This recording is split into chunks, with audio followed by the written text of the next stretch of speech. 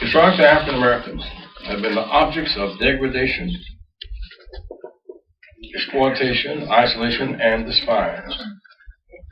The only group that required a civil war and the 13th Amendment to win emancipation from 246 years of slavery, then 100 years of legal government enforced segregation. Patterns of race discrimination and disparity continue today, most pronounced in the prison industrial complex, denial of equal education and employment. The tragedy of the drug war. The federal government took the lead in the race and class discrimination. Historically, we had some relief when there was a government intervention in this big debate between states' rights and the more perfect union. The government had to intervene in 1863. Had to intervene to save the union and to end slavery driven by the question of slavery. It had to intervene. 1954, the government had to intervene. The Voting Rights Act, the government had to intervene. The 65 Voting Rights Act, the government had to intervene. To get EEOC contract compliance, further action, fair employment, enforcement of these laws, the government had to intervene. Now the states' rights seek to end that intervention and to remove the troops yet again, leaving us, the people, exposed to something less than full citizenship, government intervention. So today, there is some data that's well worth your reading today on the internet. I pray you will get it today. Report more whites use drugs, more blacks in prison. Blacks are the collateral damage, if not the direct object of the drug war. The nation's war on drugs unfairly targets African Americans, who are far more likely to be imprisoned for drug offenses than whites, even though far more whites use illegal drugs than blacks. According to a new report about the advocacy group Human Rights. Report to be released today said African Americans accounted for 62% of the drug offenders sent to state prisons nationwide in 1996, the most recent year for which statistics are available. Well, they represent 12% of the U.S. population. Overall, black men are sent to state prisons on drug charges at 13 times the rate of white men, according to the study, which analyzed a wide range of Justice Department information for 37 states to come up with its findings.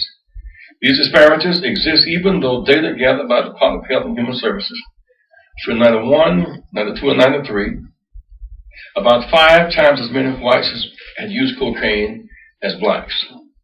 Reports said that drug transactions among blacks are often easier for police to target because they more often occur in public than do drug transactions among whites.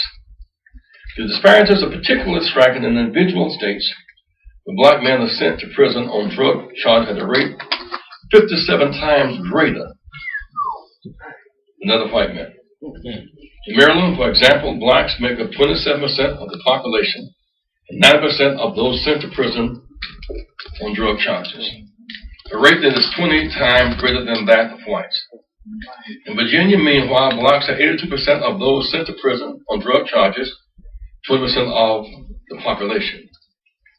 Remedies suggested in the Human Rights Watch report include repeal of mandatory sentencing, laws for drug offenses, increasing drug treatment, and eliminating racial profiling as a police tactic. Largely because of the huge disparity in imprisonment for drug offenses, blacks are sent to prison 8.2 times the rate of whites.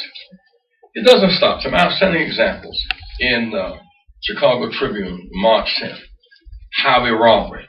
The article explains police here allegedly have found a way, this is in Texas, to strip motorists, many of them black, of their property without ever charging them with a crime. Instead, they offer out-of-towners a grim choice: voluntarily sign over your belongings to the town or face felony charges of money laundering and other serious crimes, including drug trafficking.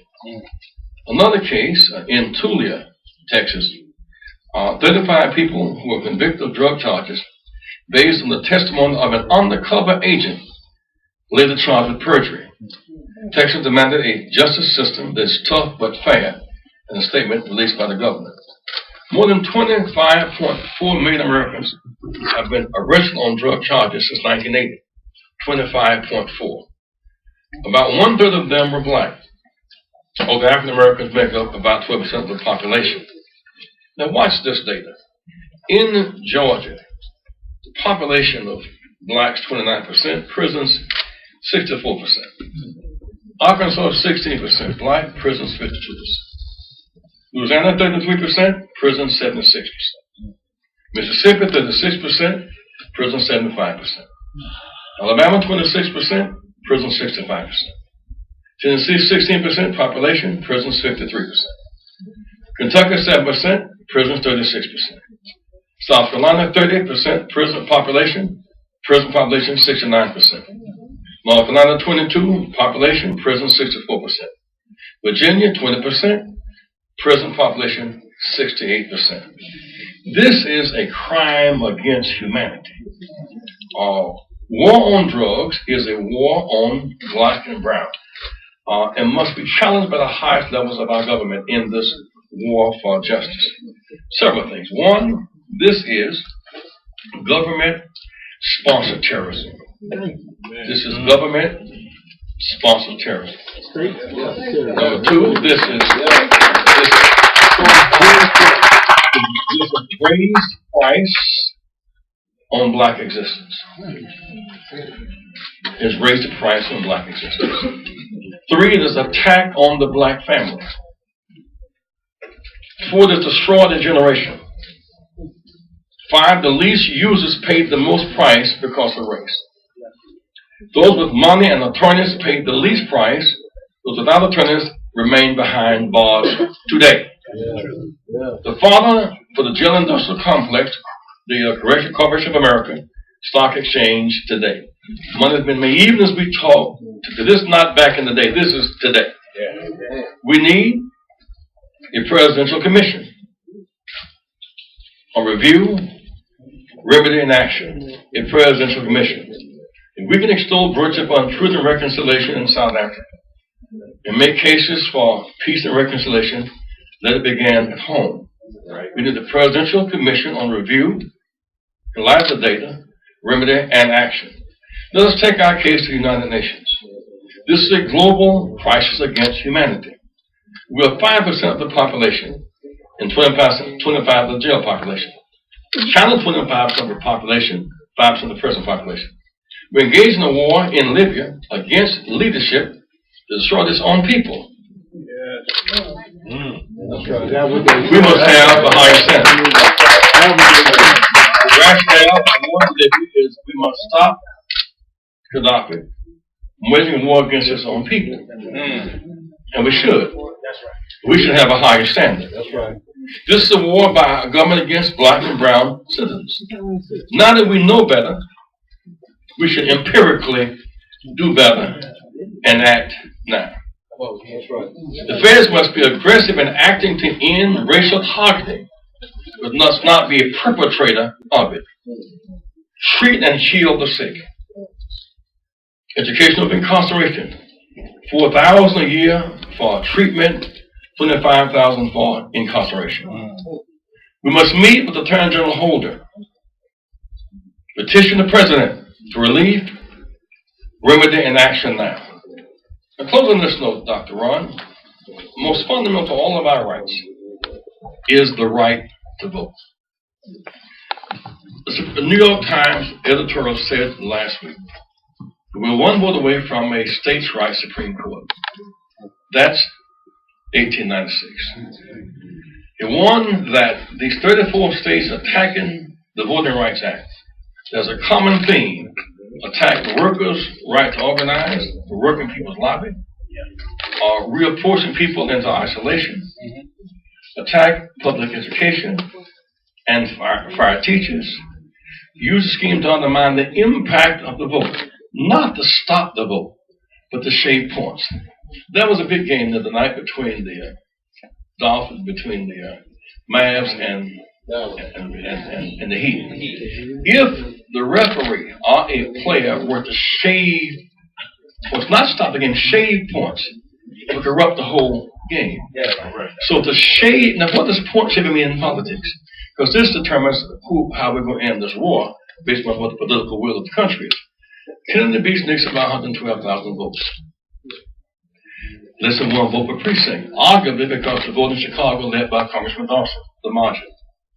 In '68, Dr. King killed, Robert Kennedy killed. They got young blacks to organize don't vote campaigns, arguing that Nixon's white, Humphrey's white, don't vote for white people, which is very slick language. We lost by 500,000 votes. The margin matters. In '92 and '96, Bush and Dole got more white votes than Clinton. He got more white, black, and brown. He won the margin. In 2000, Gore won the election by virtue of the inspired black vote and taken away by intervention by the Supreme Court. That's right. Margins really do matter. Right. So in 34 states, if they use the scheme, number one, seniors must have birth certificate. Remember, their own fixed income don't have a birth certificate to buy one amount of poll tax.